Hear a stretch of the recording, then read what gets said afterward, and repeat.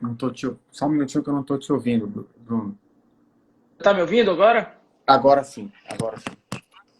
Bem, não. Estou te ouvindo e te vendo bem. Ao longo da live, por algum motivo minha voz suma, me avisa, eu peço para alguém me avise, porque às vezes esse fone aqui dá. Eu uso ele para evitar eco, mas às vezes ele dá alguns problemas. Tá? Tranquilo, amor. Primeiramente, uma boa tarde, queria te agradecer, aceitar o convite para participar dessa série de lives que o IAD está fazendo. O Ney, para quem não conhece, além de um amigo, é membro efetivo também do nosso instituto, do IADA. O Ney é um advogado que eu tenho profunda admiração, um jurista notável aqui do Amazonas. Tive a oportunidade de, logo no início da minha vida profissional, trabalhar com o Ney por alguns meses e conhecê-lo ao longo dos outros anos. E o admiro muito, Ney, do ponto de vista profissional, do ponto de vista acadêmico e também como pessoa. Você é um amigo, é uma pessoa que é aquelas pessoas que nós queremos sempre por perto. Então, primeiramente, eu gostaria de lhe agradecer por aceitar esse convite. É uma honra para o IADA tê-lo aqui conosco nessa sequência de lives que, só lembrando mais uma vez, vai ficar salva no site do IADA para quem quiser ver. Isso daí vai ficar para a eternidade. Eu acho que a gente está fazendo história nesse momento aí, tentando também passar um pouquinho, contribuir um pouco com a sociedade amazonense. Bem-vindo, Ney. Obrigado, Bruno. De antemão, queria agradecer o convite. É uma honra para mim estar participando dessa nossa conversa aqui. Tenho acompanhado aí as lives que o IADA tem feito ao longo desse período de pandemia e tem sido uma postura adotada pelo Instituto que eu acho de grande importância, primeiro para se posicionar nesse momento tão crítico, de efeitos tão fortes na vida de todo mundo, servindo como uma plataforma, um ambiente de discussão acadêmica e, ao mesmo tempo, prática. E isso tem sido muito bem conduzido por vocês e muito por ti, que tem quem tem tomado a frente aí da maioria das lives. Em relação à tua apresentação, à minha pessoa, a tua explanação acabou por demonstrar o motivo das palavras tão agradáveis, é porque, de fato, nós temos aí uma relação de amizade que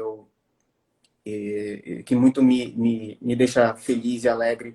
Se tem uma coisa que eu consegui construir ao longo dos anos profissionais aí, foram grandes amigos. Você é um desses.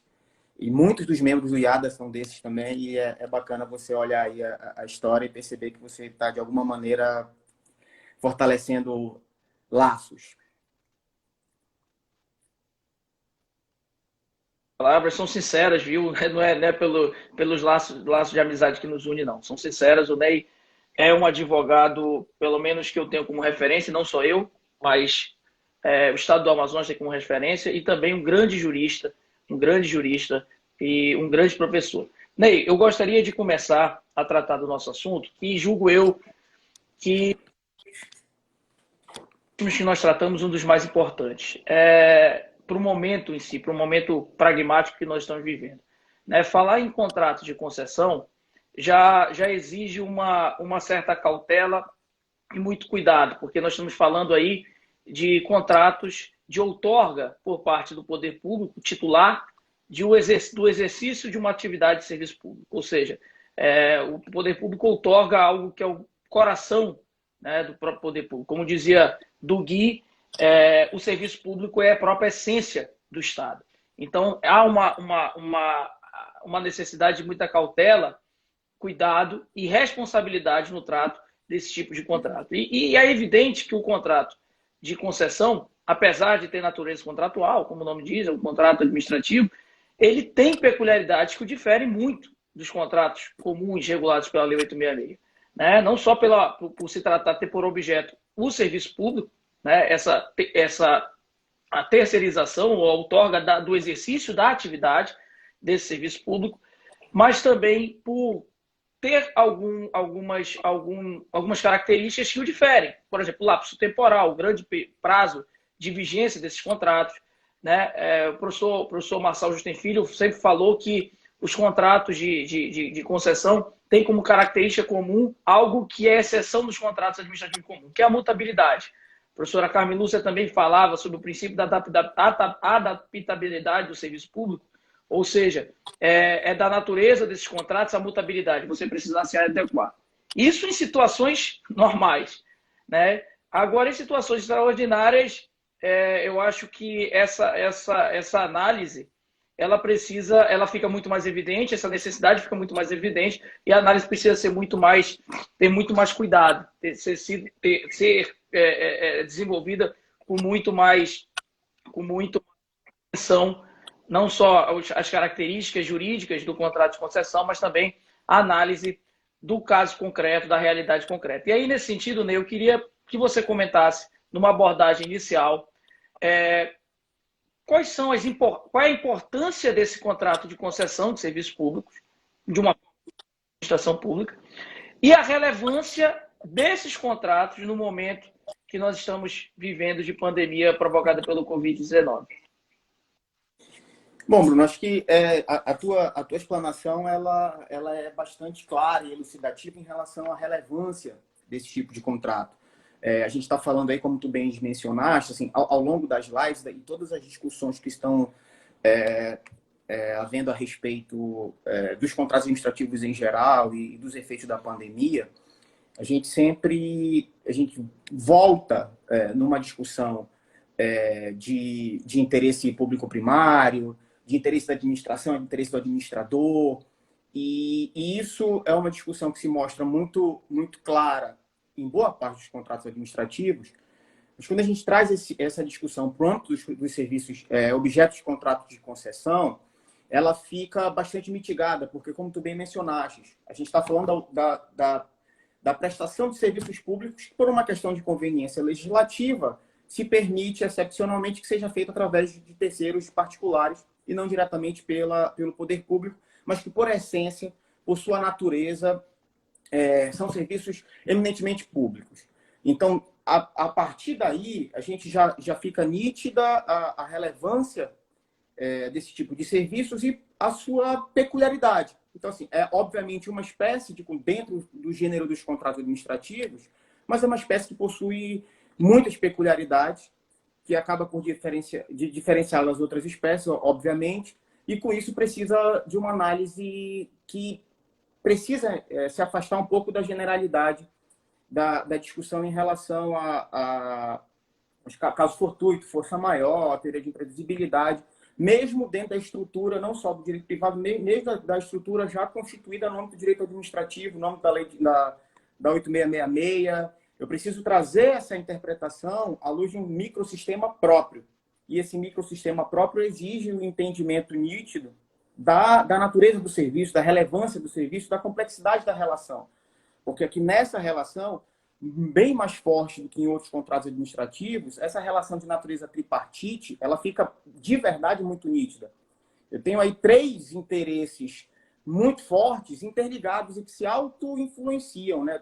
No caso, tem o interesse da administração enquanto poder concedente, o interesse do particular enquanto concessionário, o interesse da sociedade enquanto usuário desse serviço, e eles, como eu digo, eles se entrelaçam. É difícil que você consiga vislumbrar a defesa de um desses interesses em absoluto detrimento dos demais. Esse equilíbrio, a lógica desse equilíbrio é que precisa dessa adequação, dessa interpretação da situação que a gente vive hoje à luz desse microsistema jurídico, como eu falei. Eu acho que dispensa maiores discussões, dispensa aprofundar a análise da situação absolutamente extraordinária que a sociedade vivencia nos dias de hoje, né? A pandemia do Covid, ela deixou a sociedade numa situação, fez a sociedade vivenciar uma situação que é indiscutivelmente extraordinária, era, se não absolutamente imprevisível, de dificílima previsibilidade quanto à ocorrência e, sobretudo, quanto aos efeitos, né? Efeitos que são, obviamente, inafastáveis. E aí a discussão quanto às causas, eu posso discutir a discussão até do âmbito da própria atuação do poder público, mas o fato é que, independentemente das causas, os efeitos, que embora a gente ainda não consiga definir que efeitos são esses, e a nossa dificuldade, Bruno, a dificuldade que a gente tem hoje, no meio da crise, de prever quais vão ser os efeitos dessa crise, torna mais nítido o quanto difícil era a previsão desses efeitos antes da crise surgir. A noção é, antes do surgimento da crise, ela precisava que fosse prevista a sua ocorrência, o que por si só já é um exercício de futurologia bastante complicado, mas prever os efeitos dessa ocorrência, que hoje, no olho do furacão que nós estamos, nós ainda não conseguimos prever. Se fala em 5, 10 anos para a recuperação de economia, que os efeitos vão ser mais nefastos do que o crush de 29.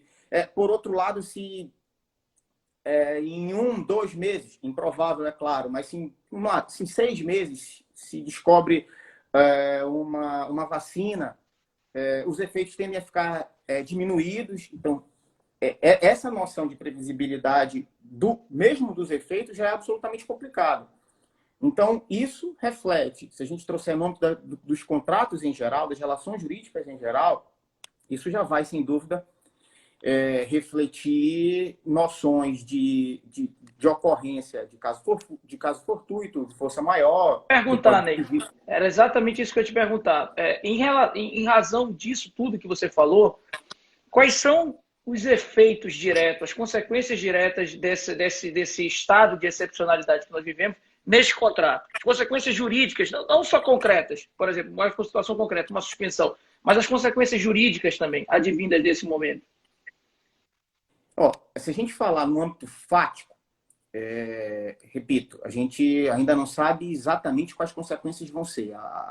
Vamos lá, a gente está falando aqui, do Amazonas, e a gente está pendente de decisão, um pedido do Ministério Público que está pedindo lockdown. Então, hoje, os efeitos práticos vivenciados podem ser diferentes do que vão ser a partir de amanhã, já que o pedido é de 24 horas de aplicação. Então, imaginemos que saísse hoje, em 24 horas, o cenário já seria outro. Mas, fazendo uma análise, um corte do momento atual, a gente já pode constatar algumas características objetivas. Uma limitação, uma suspensão de algumas atividades comerciais, uma limitação de circulação de pessoas, né? A gente está voltando para o nosso exemplo aqui. O transporte intermunicipal, rodoviário e fluvial estão suspensos. A gente tem, mesmo no âmbito de Manaus, que ainda não tem só tem a sugestão, mas a gente tem uma clara diminuição na movimentação de pessoas na cidade. E tem um outro elemento já fático, objetivo de ser constatado, que é uma diminuição na contratação no consumo de prestação de serviços e de bens de consumo. Isso, obviamente, reflete diretamente nos contratos em geral. Vai refletir nos contratos privados, vai refletir nos contratos administrativos, e dentro do globo, do conjunto dos contratos administrativos, vai refletir de uma maneira um pouco diferenciada no âmbito dos contratos de concessão.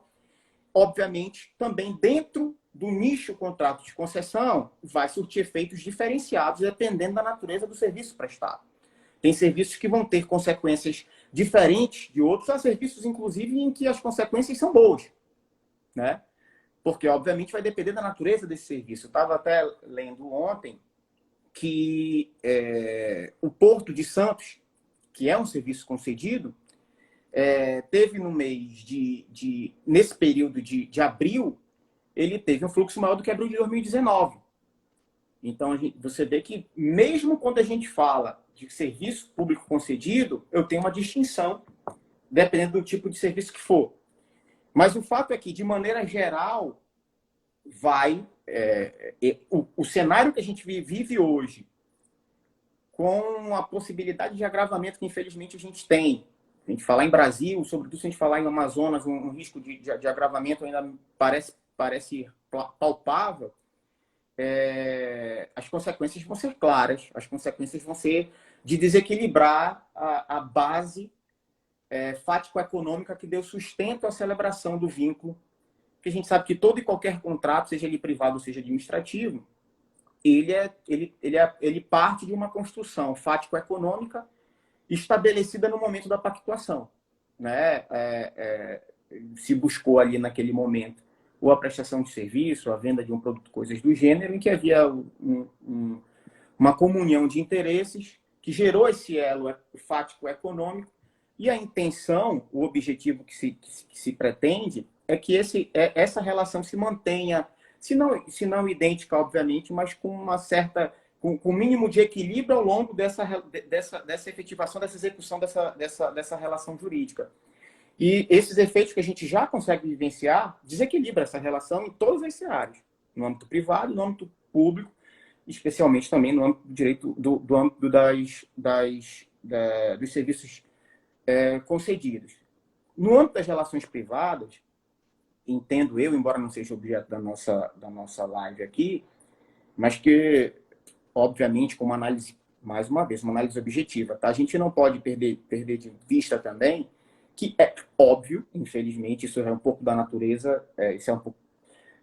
a situação que está vivendo hoje, ela vai gerar também alguns pleitos um pouco oportunistas, mas é preciso que se faça uma análise do caso concreto, uma análise objetiva, mas de maneira geral, em regra, é absolutamente razoável se imaginar que no âmbito das relações privadas esse desequilíbrio pode ser buscado, esse equilíbrio pode ser rebuscado no âmbito da teoria da imprevisão, do Código Civil, no âmbito do caso fortuito e força maior, que dispensa aqui maiores digressões. O Código Civil trata os dois como se a mesma coisa fosse, embora a doutrina, sabes muito bem, se debruça na distinção, mas do ponto de vista pragmático, o efeito jurídico no âmbito das relações privadas é exatamente o mesmo.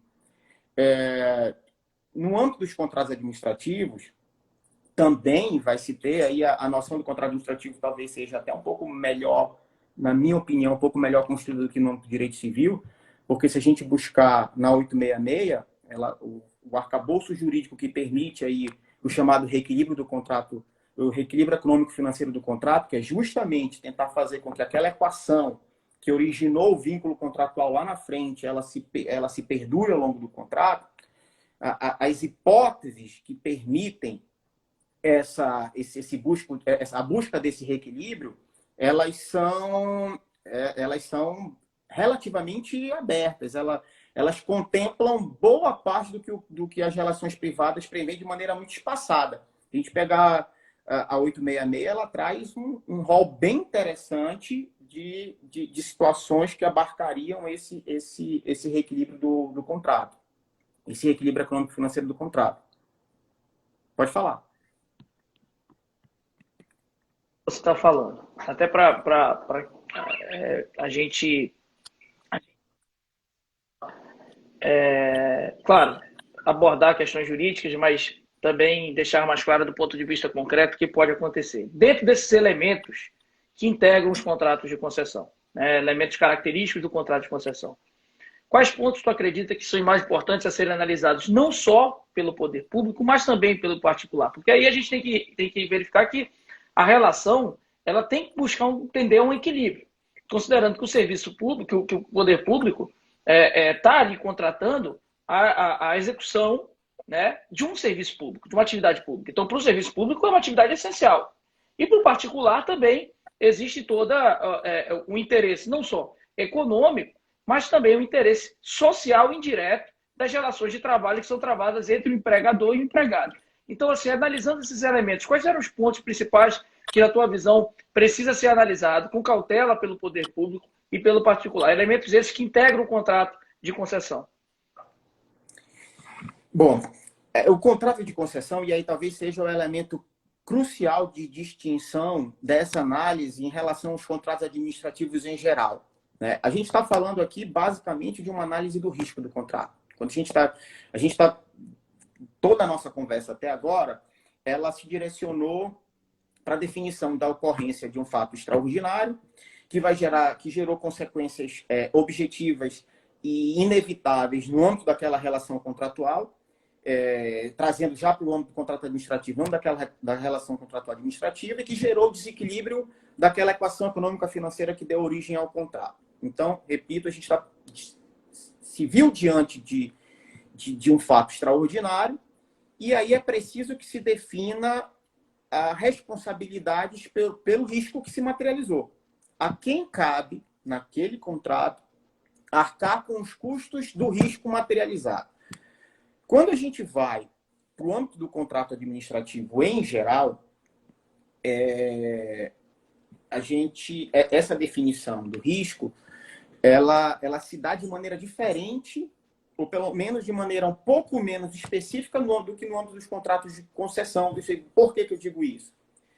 Porque no âmbito dos contratos de concessão, regulados pela 8987 de 95, mas não só por esse diploma legal, a análise que se faz desse microsistema é feita de maneira sistêmica também com a lei que regulamenta as parcerias públicos-privadas, elas são analisadas em conjunto, que é a lei de 2004. Aqui eu tenho uma definição um pouco diferente do que dos contratos administrativos em geral, e isso muito em função do que tu começaste a nossa live falando. As peculiaridades desse contrato são contratos que, via de regra, são de longa duração, 20, 25 anos, 30 anos.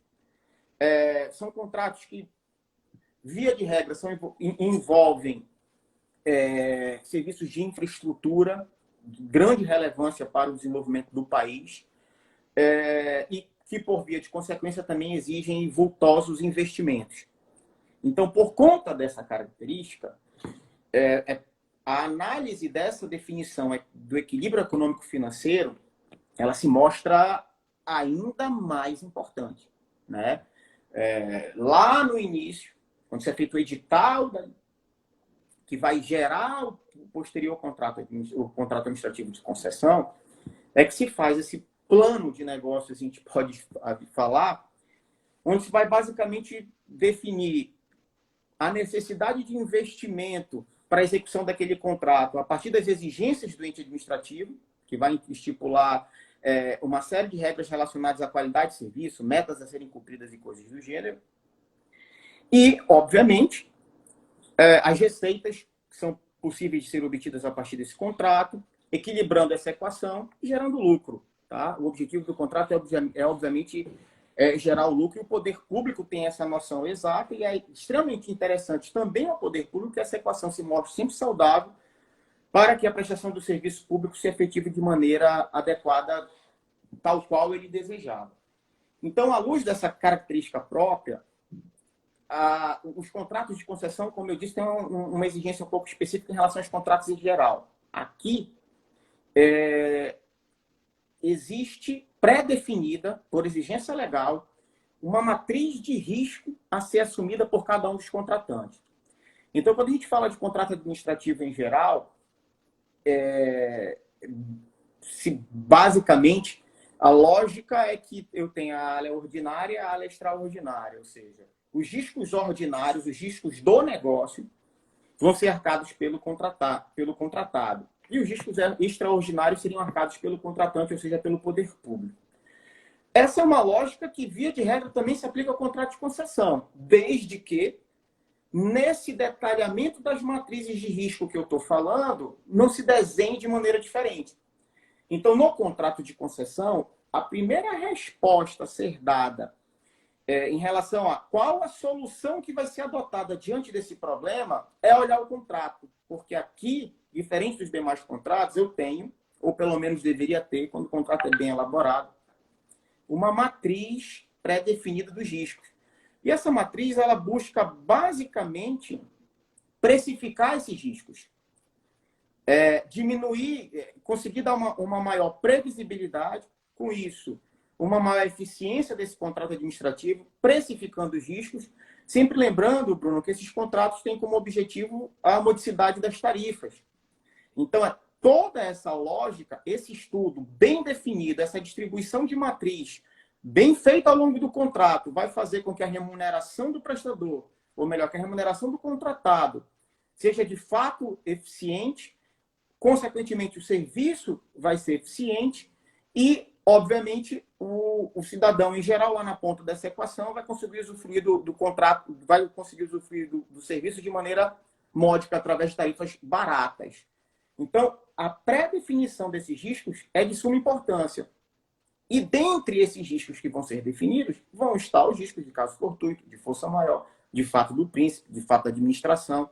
Então, eu tenho que buscar, a priori, nessa matriz de riscos estabelecidas no contrato, a quem vai caber a responsabilidade por cada risco. E é óbvio que essa distribuição não deve ser, não é essa a teleologia da norma, não deve ser de maneira cabalística.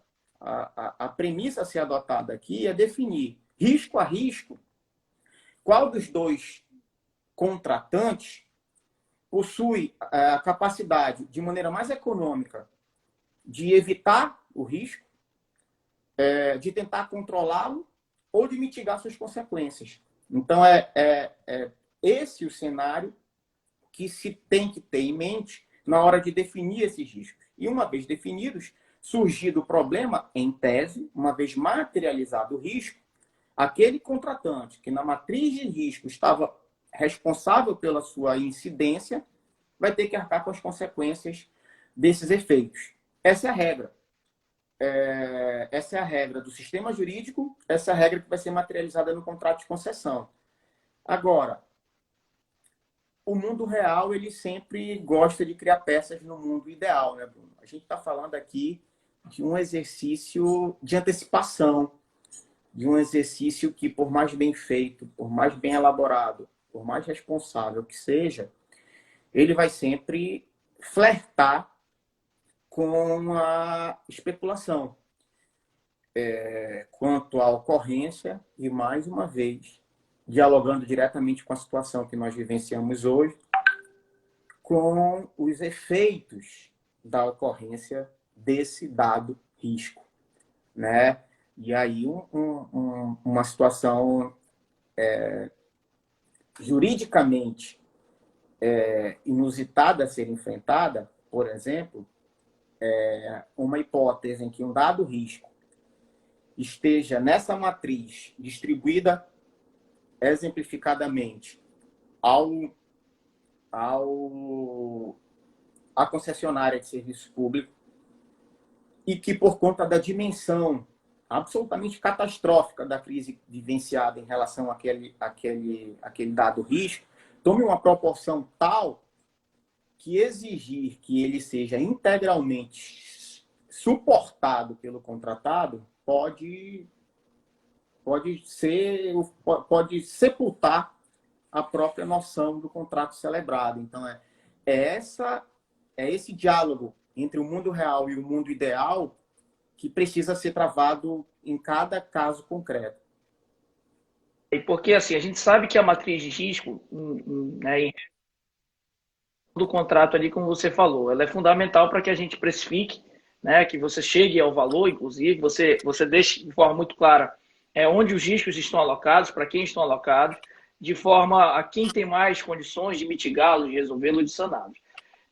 Em regra, ela que cria a manutenção dessa matriz de risco, né, a imutabilidade dessa matriz de risco, vamos dizer assim, é que cria a equação econômico-financeira do contrato, que é o que se busca, que o contrato se mantenha econômico e financeiramente viável.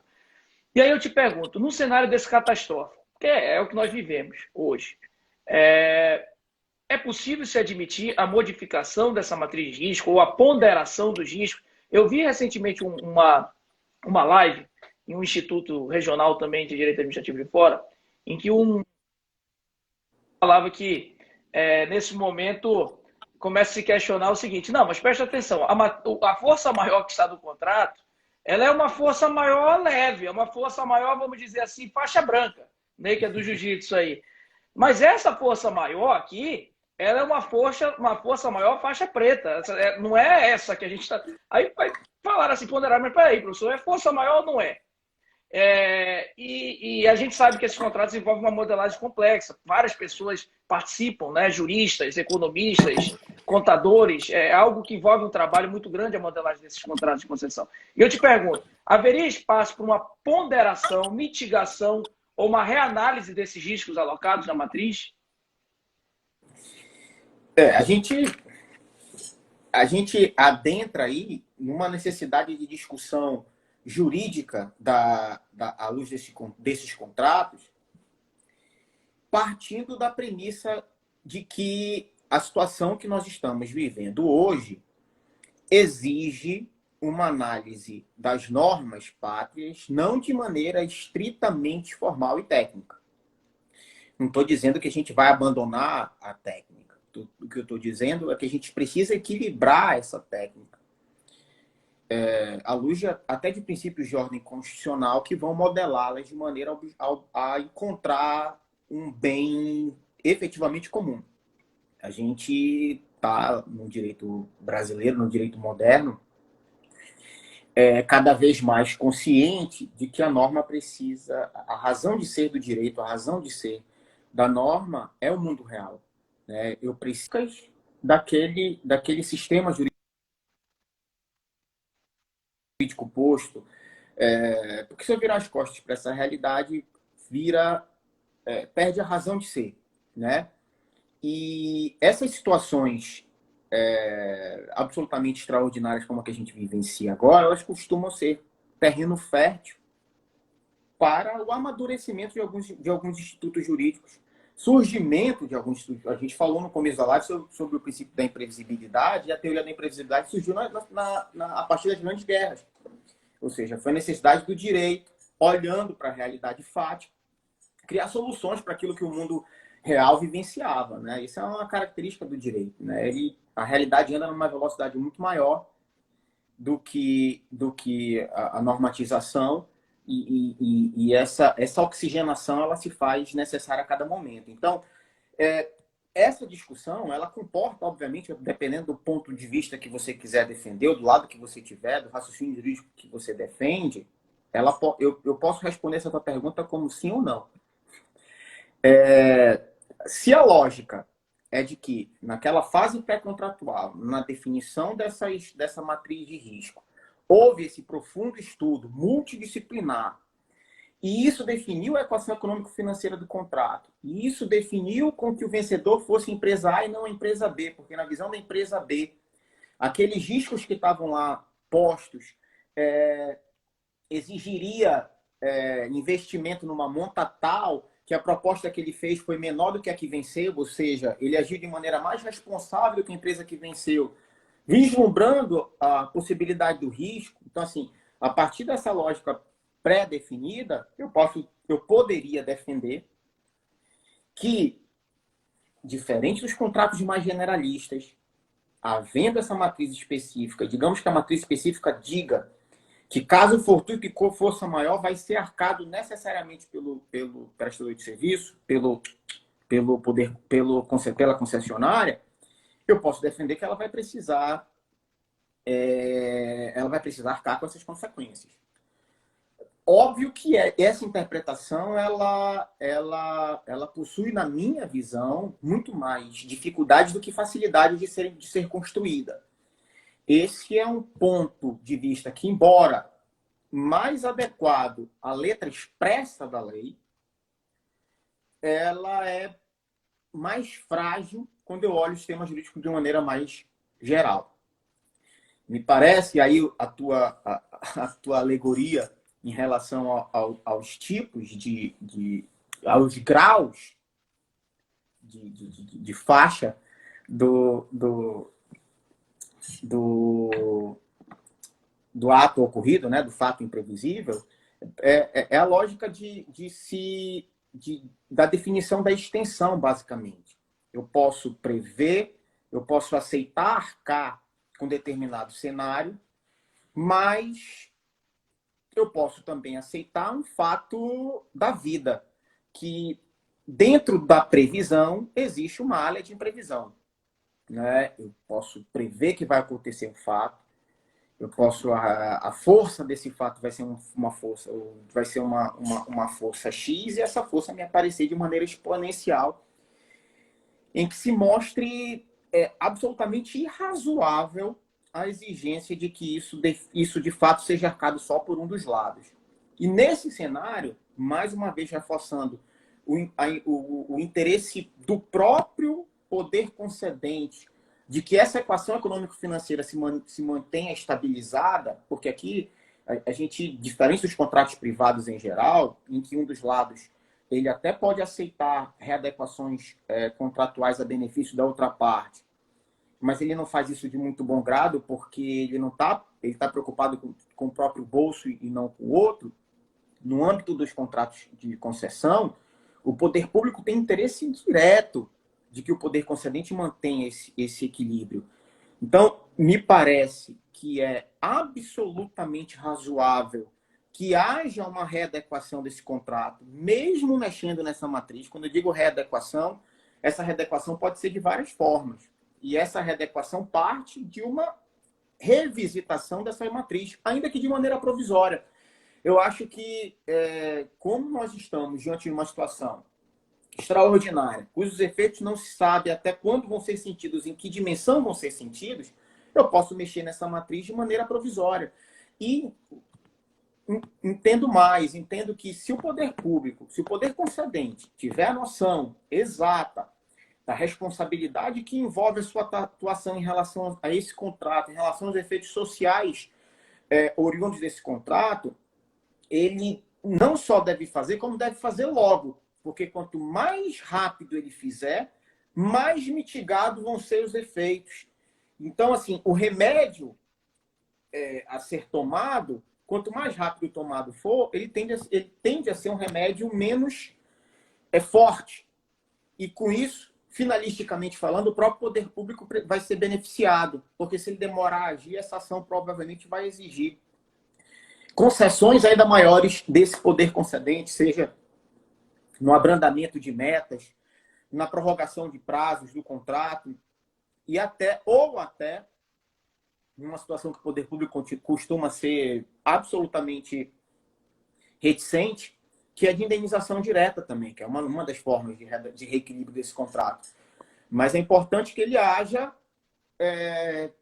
sim, para mexer nessa matriz, para reequilibrá-la, às vezes para mitigar a responsabilidade, dividir essa responsabilidade, às vezes até trazer essa responsabilidade mais para si, obviamente levando em consideração o caso concreto, a dimensão do que foi sentido nesse contrato e muitas vezes também levando em consideração, como eu disse, que é a própria atuação do poder público, e aí não estou falando de atuação ilegal, a gente está diante de uma pandemia que tem exigido a atuação do poder executivo em todas as esferas, atuação legislativa, inclusive, que acaba surtindo efeitos diretos no contrato. Não vamos falar, se a gente pensar nos contratos de concessão, vamos pensar na concessão dos aeroportos, nas concessões de transporte intermunicipal interestadual. A própria atuação do poder público gerou uma diminuição absoluta da demanda, em alguns casos, suspensão dessa demanda, e isso exige necessariamente que se faça uma revisitação dos termos do contrato de maneira responsável, de maneira rápida, para conseguir mitigar esses problemas. Gostaria só, primeiramente, de dar as boas-vindas aí ao professor Rodrigo, bem, grande amigo, professor, sobre a área que o professor Rodrigo Pironti, meu amigo, também domina e é expoente no Brasil, que é a parte de compliance e gestão de risco de contratos. É um grande nome aí, é uma honra tê-lo aqui conosco, o professor Rodrigo Pironti, participando da nossa live. Ney, e justamente perguntando em relação a isso, muito dentro do que você está falando aí, muito objetivo. Quais seriam aí as medidas compensatórias, né, que o poder público poderia... Porque eu acho que uma coisa é certa, é o momento de reanálise, de repactuação e de revisão da concessão. Não há dúvida de que houve um abalo na matriz de risco, né, ainda que houvesse essa previsibilidade que é costumeira nas matrizes de risco sobre a alocação de riscos relacionados à teoria da imprevisão, caso por tudo força maior. Aí, parafraseando o professor, que citei, eu acho que aí é um caso de força maior, faixa preta. A gente precisa analisar a tecnicidade aqui ou a visão formalista do direito ou das cláusulas contratuais. Eu acho que não é o caso agora. A gente precisa realmente compensar. Quais seriam essas medidas compensatórias sob a ótica do poder público e sobre a ótica do particular? Bom, essas medidas a gente acaba batendo sempre na mesma tecla, né, Bruno? Assim, ela vai ser sempre, elas vão ser sempre definidas a partir de uma análise daquele caso concreto, né? Mas em abstrato, a gente pode falar uma medida possível de ser tomada é a readequação do valor da tarifa. No caso presente, me parece que raríssimas exceções, essa medida se mostra uma medida salutar, porque a gente está diante de um problema econômico enorme no país. Então, sobretaxar esse valor de tarifas não me parece que seja a maneira mais razoável de vislumbrar o problema, de resolver o problema, né? Pode até ser que em algum caso específico isso se mostre interessante, mas como regra me parece que não é uma medida saudável.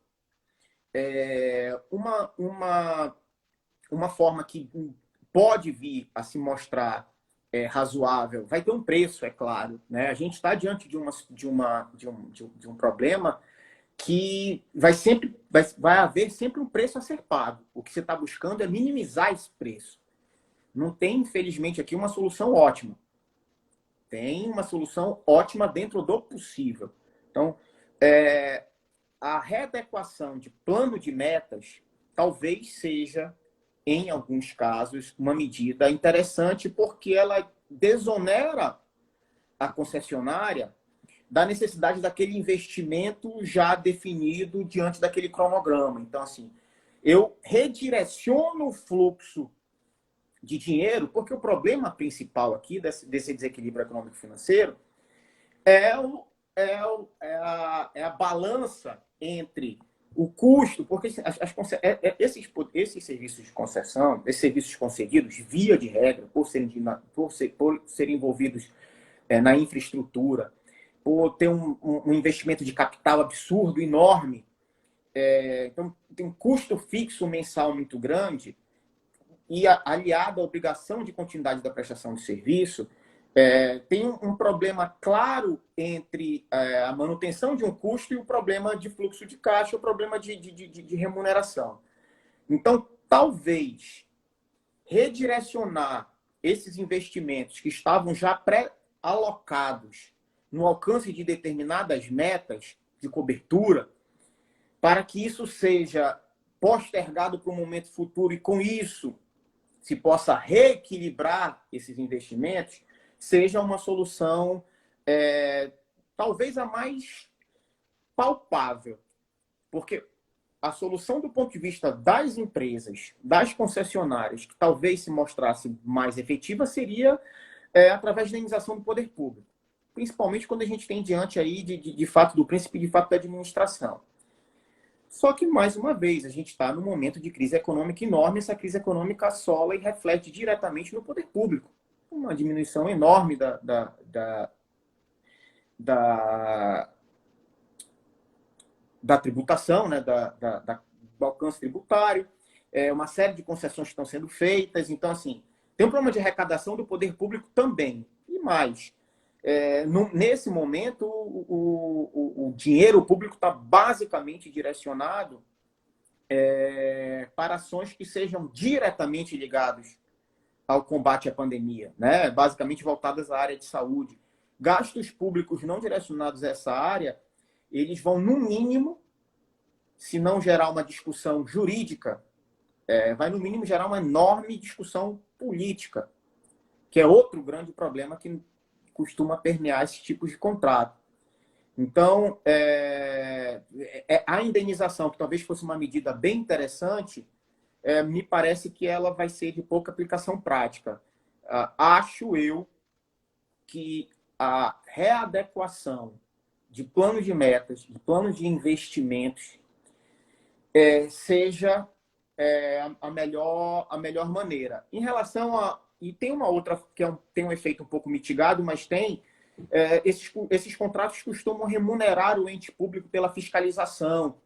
Então, tirar essa onerosidade do poder concedente, melhor, do concessionário em prol do poder concedente, também não deixa de ser uma política interessante. Nesse caso, o poder público não vai precisar meter a mão no cofre diretamente, vai ser basicamente através de renúncia de receita, mas que também é uma atuação importante e que vai dar um pouco de oxigênio aí para essas concessionárias. Também, aí eu já vou entrando por um outro tema que eu queria colocar para ti, que é a diferença, se você vê alguma diferença, enxerga quais são as principais diferenças dos efeitos dessa pandemia em relação aos contratos de concessões comuns e as parcerias público-privadas, né? As concessões patrocinadas ou administrativas. E aí eu já pondero uma outra situação. Eu vi em relação aos contratos de concessões patrocinadas ou administrativos, sobre já das PPPs. Algumas pessoas indicando possibilidade, por exemplo, de prorrogações antecipadas desses contratos, né? Ou seja, que o poder público estenda o prazo de vigência desses contratos para que lá na frente o concessionário consiga compensar essas perdas que ele houve hoje, que é um tema muito polêmico, né? A possibilidade de prorrogação como forma de compensação. E aí eu queria que você abordasse quais são as principais diferenças das concessões comuns para as PPPs, no que se refere aos efeitos e até divisão dos ônus dos efeitos dessa crise, e se você vê se há alguma possibilidade da utilização da prorrogação antecipada para compensação, para mitigação desses efeitos negativos. Bruno, eu vou começar pela parte final da pergunta, e essa possibilidade que tu levantaste, possibilidade absolutamente pertinente e me fugiu da memória no primeiro momento que tu perguntaste de quais medidas compensatórias poderiam ser interessantes. E me parece que essa prorrogação de prazo, em conjunto com a prorrogação de prazo das metas, sejam os instrumentos mais efetivos de alcance dessa intenção de reequilibrar. É absolutamente polêmico, tu tens razão, mas, repito, a gente precisa olhar essa situação à luz do momento excepcional que a gente está vivendo. E a lógica volta à noção da equação do equilíbrio econômico-financeiro do contrato definido no momento da concessão. Eu disse, a gente conversou aqui, a análise da concessionária no momento de participar do leilão da concessão é muito nítido. Ele vai fazer uma equação matemática. Obviamente, essa equação não é simplória, tá? Eu estou aqui simplificando, é multidisciplinar, mas basicamente eu preciso do investimento X ao longo da execução do meu serviço, levando como base os elementos pré-definidos pelo poder concedente de como eu vou precisar executar. Eu vou ter a receita Y, porque eu vou ser remunerado pela seguinte forma. A partir dessa equação, eu consigo lucrar Z, e como eu vou ficar 25 anos, 20 anos, 30 anos na exploração dessa atividade, na execução desse contrato, eu vou seguir, obviamente, recuperar meu capital e lucrar. Então, dentro dessa lógica, ele diz: é viável, eu vou participar, essa é a minha proposta, esse é meu cenário de competição. Quando eu tenho uma readequação desse equilíbrio, de maneira ruim, gerada por um fato extraordinário, imprevisível, eu preciso lançar mão de instrumentos que me permitam continuar alcançando esse meu objetivo, que é, repito, ganhar mais do que gastei e lucrar, conseguindo executar o contrato de maneira adequada. Uma das formas é esticar um pouco a curva, para usar uma lógica muito discutida em relação ao Covid. Se eu tinha 25 anos, o meu tempo de recuperar o crédito era 1. Quando eu mexo nessa estrutura econômica financeira e eu não vou mais conseguir alcançar o lucro que eu pretendia alcançar, vou ter, inclusive, um período longo ou razoável de prejuízo, uma forma de reequilibrar é esticar a corda mais um pouquinho. Eu ia ficar ganhando eu ia ficar explorando a atividade com isso obtendo o lucro ao longo de 25 anos, isso não foi possível, agora eu vou precisar de 30, vou precisar de 35. E me parece que essa é uma forma possível de atuação. O problema de se fazer isso agora volta a um outro ponto que a gente discutiu ao longo da live, somente no começo. É a imprevisão ainda em relação aos efeitos dessa crise. Quanto tempo eles vão ao longo de quanto tempo eles ainda vão se postergar? Pode ser, eu disse que entendo que a alteração dessa matriz de risco, a atuação do poder concedente, ela deve acontecer logo, ela deve acontecer o mais... É até difícil falar em prematuro no momento que a gente já está, mas deve acontecer o mais prematuro possível para diminuir a extensão desses riscos, mas dentro dessa lógica, fazer com que o poder público atue rapidamente, agora, prolongando o período da concessão, sem ter ainda a exata noção da dimensão do problema de fato, ou seja, ao longo de quanto tempo esse prejuízo vai se postergar e qual vai ser a intensidade disso, talvez seja aí sim prematuro. Então, eu fui talvez até um pouco incoerente na minha explanação. Eu entendo que a prorrogação do período de concessão é um dos instrumentos possíveis, mas ela precisa partir de elementos minimamente objetivos de definição da extensão desse desequilíbrio, a extensão do prejuízo sofrido e que, a partir daí, a recuperação desse reequilíbrio econômico-financeiro do contrato exige mais 5, mais 3, mais 10 anos de concessão.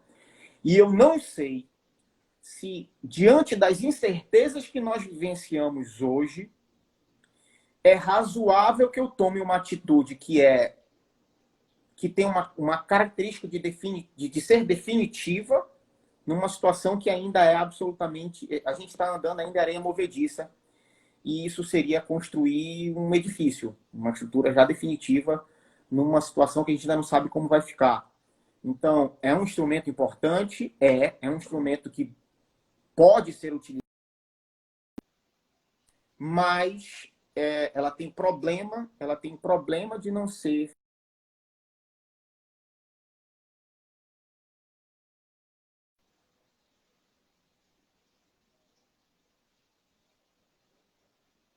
Eu acho que travou a internet do Ney. Ney, tá me ouvindo? Vocês conseguem me ouvir?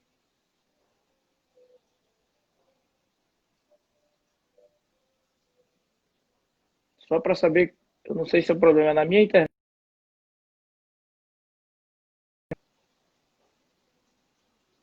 Eu acho que o problema é na... Vocês conseguem me ouvir?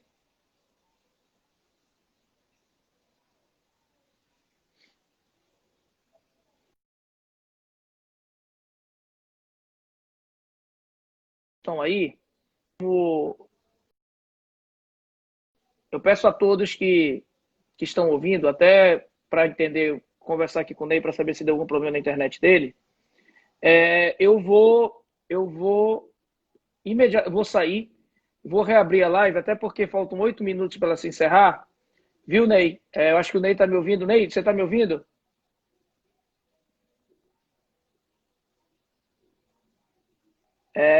Eu vou reabrir a live, eu vou fechar, vou salvar e vou reabrir a live para que a gente trace aí alguns pontos que eu acho que é importantíssimo. A conversa está magnífica, o assunto é extremamente relevante e absurdamente instigante, né? Então, Ney, eu vou reabrir aqui, eu vou encerrar, vou salvar, o vídeo vai ficar disponível no Instagram do IADA e no site, e vou reabrir aqui para que a gente ganhe tempo até para conversar. Vai esticar um pouquinho mais de 1 hora, mas eu acho que é importante, o tema está absurdamente fantástico, eu acho que a gente precisa tratar de mais algumas coisas. Tá bom? Até prestigiando algumas perguntas que foram feitas aí, inclusive pelo Daniel, tá? Então, vou encerrar aqui e vou reabrir a live. Vou encerrar e imediatamente reabro.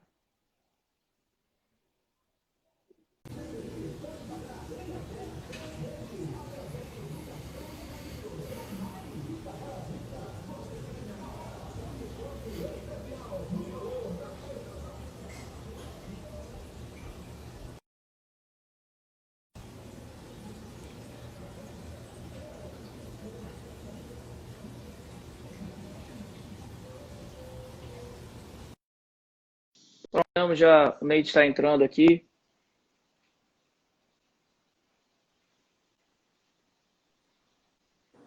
Ney, Estou de volta. Minha internet pronto. deu problema aqui. Não tem problema. Foi até bom. Acho que foi obra do destino, porque o nosso tempo já estava para se encerrar e eu já ia, inclusive, te pedir que tivesse a paciência para a gente reabrir a live com mais 10 minutos, 15 minutos, porque tem perguntas aqui que foram feitas e eu acho que o tema é extremamente relevante e assim, a sua explanação está fantástica e eu acho que é o momento que a gente precisa refletir mesmo sobre isso. Mas você falava ainda sobre a questão das prorrogações, por favor. Sim. Na verdade, eu estava só finalizando o raciocínio, que eu entendo que a prorrogação é uma das ferramentas importantes a serem utilizadas nesse reequilíbrio econômico-financeiro do contrato. Agora, é uma ferramenta que exige uma responsabilidade, uma cautela grande, justamente pelo momento de transitoriedade que a gente ainda vive, e é uma medida um pouco mais efetiva, que tem a tendência de se tornar mais definitiva. E aí, só acho que é importante para poder fincar, caso alguém tenha o interesse e a intenção de analisar um pouquinho, num ponto de vista um pouco mais prático, que a gente discutiu aqui, eu tenho dois exemplos de posições relevantes já adotadas em relação a essa temática. Um é um parecer da AGU, respondendo um pedido um parecer da AGU a partir de uma solicitação do Ministério da Infraestrutura, justamente a respeito da possibilidade de revisão, de reequilíbrio econômico-financeiro dos contratos de concessionárias relacionadas à infraestrutura em função da pandemia. E o parecer, ele caminha basicamente na linha que a gente conversou aqui, de entender que a pandemia se enquadra na noção de caso fortuito, de força maior, é um fato imprevisível, extraordinário, que afetou a base econômica financeira do contrato. Então, entende que, de maneira geral, é possível o reequilíbrio econômico financeiro do contrato, mas levanta a necessidade de análise objetiva dos contratos em si para verificar essa alocação da matriz de risco. Então, esse parecer da AGU, ele é muito importante para ter uma definição, um posicionamento já, não só teórico, mas prático, da possibilidade de reequilíbrio econômico financeiro do contrato, mas, obviamente, aí a gente até entende, ele parte de uma premissa, como a gente até chegou a discutir isso há pouco, ele parte de uma premissa de se aproximar da manutenção fixa da matriz de risco. Então, olha lá na matriz de risco. E aí, só um ponto interessante, aí também um ponto prático em relação à matriz de risco dos contratos de concessão normais, usuais no direito brasileiro. Eu fiz uma pesquisa e, a grosso modo, a maioria dos contratos de concessão aloca os riscos extraordinários no âmbito do poder concedente. Aí até uma questão de tornar mais interessante ao investidor o serviço de concessão. Senão, o investidor poderia ficar com receio ou o custo seria muito alto. Então, o poder público, naquele objetivo de alcançar as tarifas módicas, acaba trazendo um pouco para si esse risco. Mas a maioria dos contratos traz uma previsão no seguinte sentido: o risco extraordinário é arcado pelo poder concedente, salvo se houver no mercado brasileiro uma carteira de seguros que abarque aquele determinado risco, porque aí a responsabilidade seria da concessionária. E aí eu fiz uma pesquisa rápida também em relação às carteiras de seguro relacionadas à infraestrutura. Até dei uma olhadinha no site do Instituto de Resseguro do Brasil, e a priori não tem no mercado brasileiro uma carteira de seguros que cobriria exatamente o risco que a gente está vivenciando. Então, dentro dessa sistemática, ficaria de fato acercado com o poder concedente.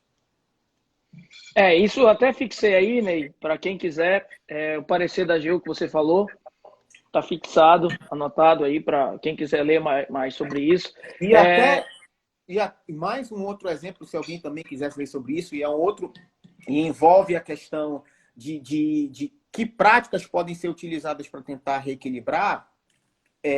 Tem a decisão do STJ, já também relacionada à Covid, em relação ao abrandamento das exigências de meta de um contrato de concessão de transporte urbano, transporte coletivo urbano, em que basicamente a discussão era que a concessionária buscava diminuir a obrigatoriedade da frota, porque aí era uma questão óbvia, né? A diminuição na circulação de pessoas, inclusive em alguns casos determinados pelo poder público, gera uma diminuição grande de demanda, em que a obrigação de disponibilizar aquela mesma quantidade de veículos se mostrava desproporcional, excessivamente onerosa, e se conseguiu, via decisão do STJ, suspender uma decisão judicial que exigia manutenção. Então, a lógica foi justamente de tentar já imediatamente manter o mínimo reequilíbrio do contrato. Então, é uma outra aplicação prática, e aí uma decisão judicial, em que permite o abrandamento aí no caso de meta. Eu vou linkar aqui também. Eu tenho essa.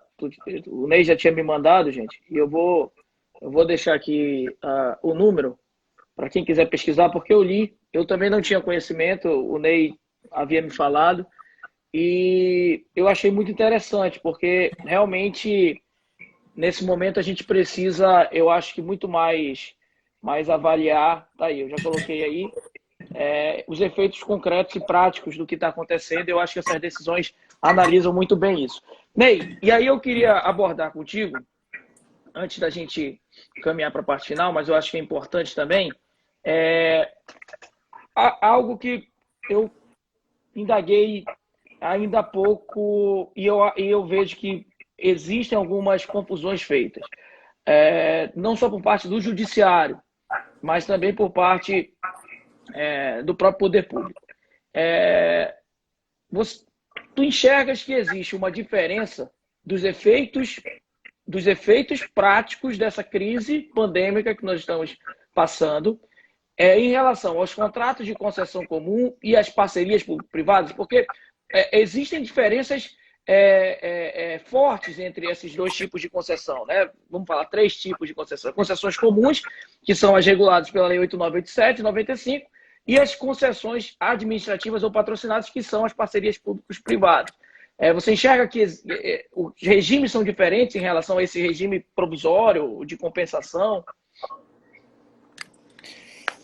Bom, o regime em relação à análise, o regime em relação à matriz do risco, não. A mesma lógica de matriz de risco que se constrói nos contratos de concessão, ela também é construída nas parcerias público-privadas, inclusive, como eu falei, a determinação legal dessa matriz de risco não está na lei das concessões e sim das PPPs. Então, assim, a matriz de risco, a lógica de matriz de risco é a mesma. Os efeitos da pandemia, ou os efeitos do desequilíbrio em um contrato ou em outro, ele tende a ser diferenciado. Ele tende a ser diferenciado porque eu tenho uma diferenciação de responsabilidades, eu tenho uma diferenciação de lógica jurídica de cada um desses contratos e, obviamente, vira um efeito cascata. Como atuação... Tu tá me ouvindo? Porque eu não estou conseguindo te ver. Tô te ouvindo. Tá me ouvindo bem? Tá me vendo ou não? Tô te vendo e ouvindo bem. Tá, então vamos lá. Eu não estou conseguindo te ver muito não, mas se tá me vendo, vai bem. Então, assim, há uma generalização desses dois instrumentos jurídicos, né? Como eu disse, eles estão dentro do microsistema e então isso gera uma certa generalização. Mas a análise de responsabilidades, de obrigações que é estipulada num instrumento e no outro, elas são diferentes em geral. Repito, a análise mais correta e mais adequada, ela não é nem a análise da distinção entre as normas, mas sim uma análise da distinção entre os contratos. Então, a resposta mais perto do correto é quando a gente faz comparações de contratos de concessão com contratos de parcerias patrocinadas do que a discussão teórica dos instrumentos em si. A análise prática, ela tende a ser mais adequada. Mas mesmo no âmbito da análise teórica, a distinção ela já existe e ela já exige essa responsabilidade, esse acuro nessa análise prática. Tá. Aí eu queria, Ney, eu vou pontuar aqui algumas. E aí eu acho que a gente pode dar exemplo daqui a pouco disso que você falou. Mas antes eu queria passar uma pergunta que o Daniel, eu acho importantíssimo, inclusive foi tema de uma live aqui com o Daniel, nosso amigo Daniel Nogueira, que está aqui nos assistindo, prestigiando, e fez uma pergunta que eu acho importantíssima para o momento, porque, como a gente vem discutindo, é o objeto dessa live, eu acho que é entendimento comum de que há uma necessidade de, pelo menos, sentar-se à mesa, né, de conversar, de renegociar e repactuar, e eventualmente até alterar algumas cláusulas contratuais. A pergunta do Daniel foi relativa, foi no seguinte sentido: se durante esse momento de repactuação desses contratos de concessões, e aí vamos usar o regime jurídico geral, né, concessões comuns ou as PPPs, como é que tu vês a questão da inclusão, por exemplo, de uma cláusula de arbitragem para a resolução dos conflitos que vierem a vir após essa repactuação? Ou seja, no momento dessa remodelagem contratual, diante do momento que a gente está vendo, a inclusão da arbitragem como forma de resolução dos conflitos. Assim, talvez eu seja até um pouco suspeito para responder essa pergunta, mas a gente não tem a menor sombra de dúvida de que a arbitragem se mostra como um instrumento absolutamente útil e importante para dirimir conflitos que envolvam contratos de concessão em geral. Tá? Acho que os contratos de concessão, em função da complexidade das demandas, da vultosidade econômica da discussão, da necessidade absurda de solução rápida do problema. E esse é por exemplo, dos objetivos da criação dessa matriz de risco. Se tenta ou se busca a teleologia que a matriz seja o mais detalhada possível para tentar evitar que existam discussões judiciais relacionadas a quem cabe determinado risco. Justamente por conta da relevância dos serviços envolvidos em contrato de concessão e da morosidade da prestação jurisdicional. Então, os contratos de concessão, a solução de litígios que envolvam contrato de concessão no âmbito da arbitragem, ela, em maneira geral, já se mostra absolutamente adequado. Quando a gente está diante de um problema tão extraordinário, tão extremado e que exige uma resposta tão qualificada e célere, a arbitragem se mostra ainda mais importante. E aí é uma questão de definição de cada uma das partes contratantes, em delimitar dentro da necessidade dos interesses de cada um deles exatamente qual vai ser o objeto daquela demanda. E isso talvez seja um facilitador até político, porque, repito, os contratos de concessão, em função da sua natureza, eu não posso ignorar o elemento político. Quando eu falo político, eu não estou usando nenhum cunho pejorativo aqui. Então, assim, a dificuldade que se tem muitas vezes de incluir cláusulas compromissórias em contratos de concessão, ela fica, no meu entender, mitigada nesse ponto específico, porque eu posso colocar a cláusula compromissória com a delimitação que for mais adequada para a discussão específica sobre esse reequilíbrio, voltada à pandemia, relacionada a determinado ponto, a determinado valor de demanda, até porque a gente está falando aqui de maneira genérica, porque a gente está falando de um instrumento aberto. Os contratos de concessão são de várias naturezas, os serviços são de várias naturezas, então é difícil falar de maneira objetiva, mas imaginando um contrato de concessão específico de um contrato de um objeto delimitado, eu consigo definir de maneira clara qual é a dimensão desse reequilíbrio, ou que uma das partes entende que o reequilíbrio existiu, qual é a necessidade da ação para reequilibrar esse contrato desequilibrado. Então, já tenho ali todos os contornos necessários para definir, em uma cláusula compromissória muito bem redigida e específica, que esse litígio específico vai ser dirimido pela arbitragem, sem a preocupação de que fique aberto demais, os litígios sejam difíceis de ser mensurados ou de ser definidos nesse momento, que costuma ser um impeditivo para a inclusão de cláusulas compromissórias, muito embora sejam ricos exemplos de cláusulas compromissórias em contratos de concessão. Ney, e aí, eu queria, justamente puxando o que eu já tinha falado anteriormente, uma abordagem mais concreta. Eu acho que é fundamental. Vamos pensar aqui nos principais contratos de concessão, pelo menos aqueles contratos de infraestrutura, de grande infraestrutura, que inclusive foram objeto da lei de 2017, né, que instituiu o Programa de Participação e Investimentos, PPIs. Se a gente for pensar em contratos aeroportuários, rodoviários, ferroviários,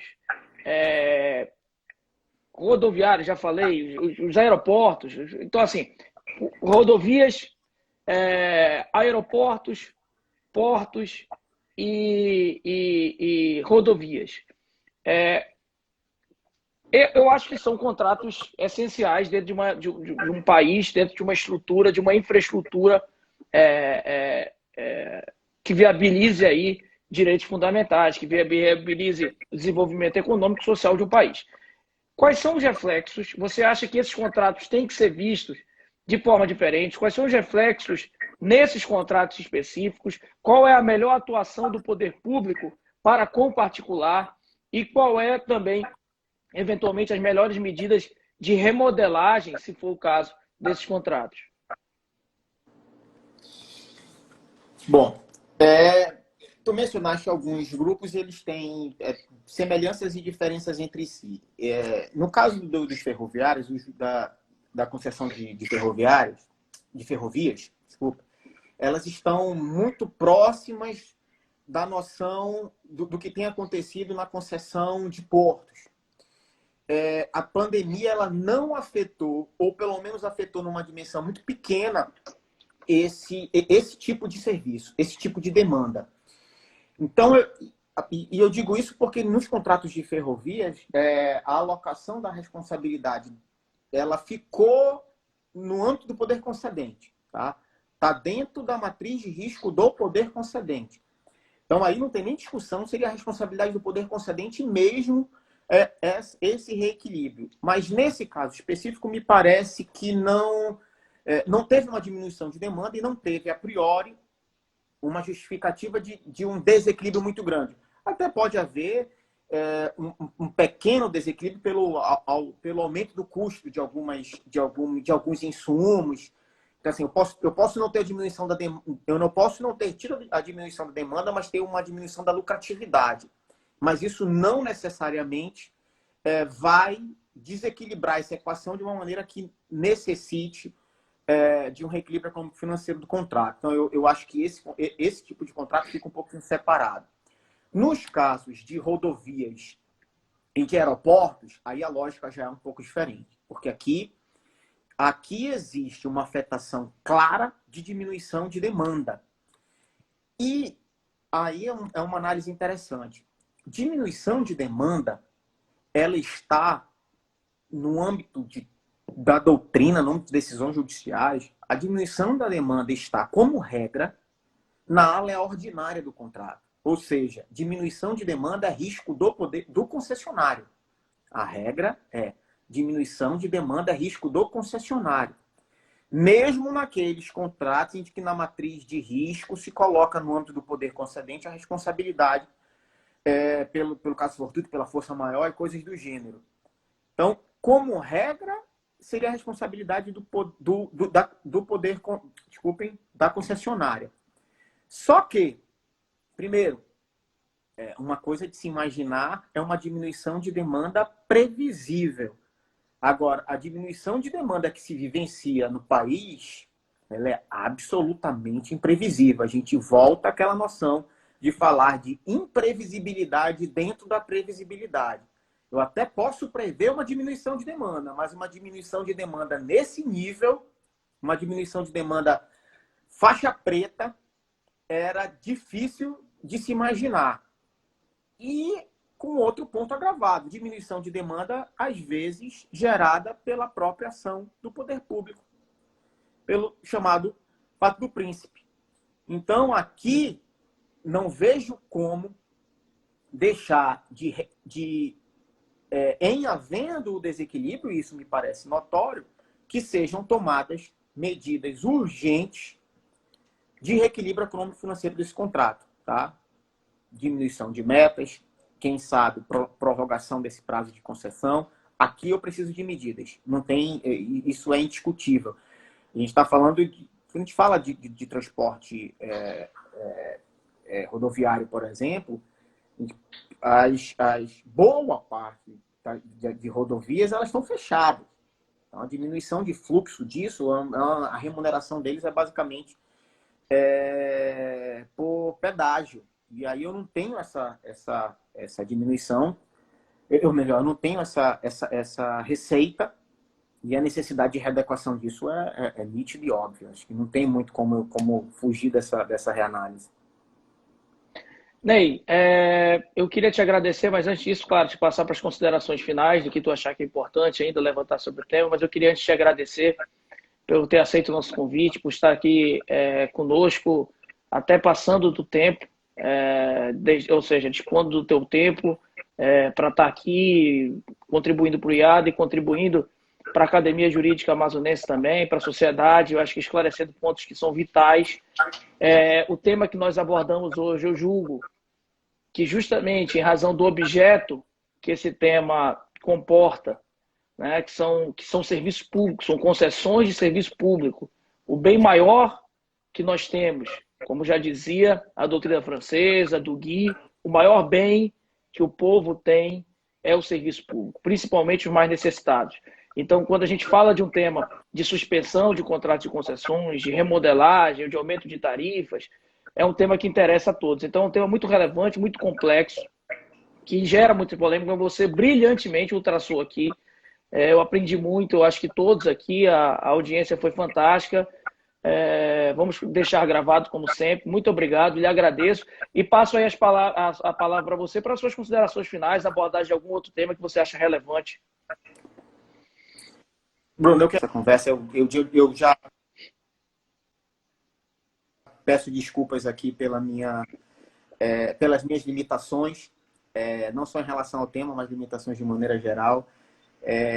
Eu tive uma preocupação de tentar ser um pouco menos, assim, mais claro, já que é uma via que abarca um público um pouco mais, em que o público é mais específico daquele ramo do direito buscado. Então, eu tentei ser um pouco mais didático e, às vezes, isso torna menos técnico do que fosse esperado por alguns. Então, de antemão, peço desculpa.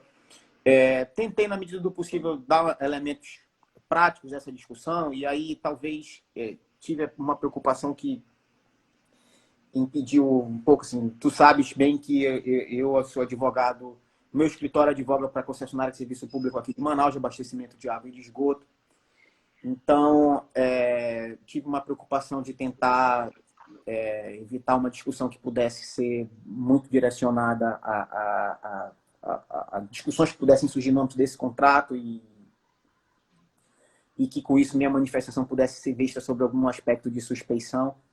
E não foi. Então, eu agradeço enormemente. Eu acho que a gente, dentro da medida do possível, óbvio, não dá para esgotar o assunto, que é absolutamente relevante, importante, numa conversa dessa. Não dá para esgotar o assunto no momento em que a gente vive, de transitoriedade, como eu falei. A gente está conversando aqui sobre o tema hoje, amanhã pode ser que a situação se torne diferente. Mas, assim, eu agradeço, espero que de alguma maneira eu possa ter contribuído ao menos para a discussão a respeito da temática. Não tenho a pretensão de ter ajudado com respostas e definições, mas se eu ajudei ao menos com o levantamento do problema e com instigar a análise e opiniões em relação ao problema, eu já alcancei o fim que buscava quando aceitei esse honroso convite que recebi de ti. Ney, mais uma vez o IAD agradece. Gostaria de agradecer a todos que estiveram aí presentes, principalmente aos membros efetivos aí do nosso instituto, a professora Gláucia, Daniel, Fábio. Mais cedo nós tivemos também professores notórios de fora, como o meu amigo Rodrigo Pironti, pós-doutor em compliance e gestão de risco. Então, audiências fantásticas para um tema que é fantástico. E não se preocupe, Ney, que você foi brilhante no trato da matéria. Realmente é um pouco difícil a gente afastar o nosso lado profissional. Você é advogado, eu sou também, mas eu sempre digo que aqui no IAD a gente tem um compromisso com a sociedade acadêmica e com a sociedade civil. E a gente sempre tenta se desprender de amarras ou de convicções pessoais que nós tenhamos em prol do desenvolvimento da ciência jurídica e principalmente do direito administrativo. E você foi magnífico nisso. Eu acho que você não falou nada além do que a doutrina vem falando, do que a jurisprudência vem traçando e do que vem se discutindo no país. Aclarou muito. Muito obrigado. E contamos logo, logo com a sua participação aqui. Quem sabe, ou pelo menos que essa crise já tenha passado para a gente discutir outros assuntos relevantes e que sejam importantes para uma construção de uma sociedade a mais longo prazo, né? E não só de forma imediata. Muito obrigado, Ney. Obrigado, meu amigo. Um abraço. Um abraço.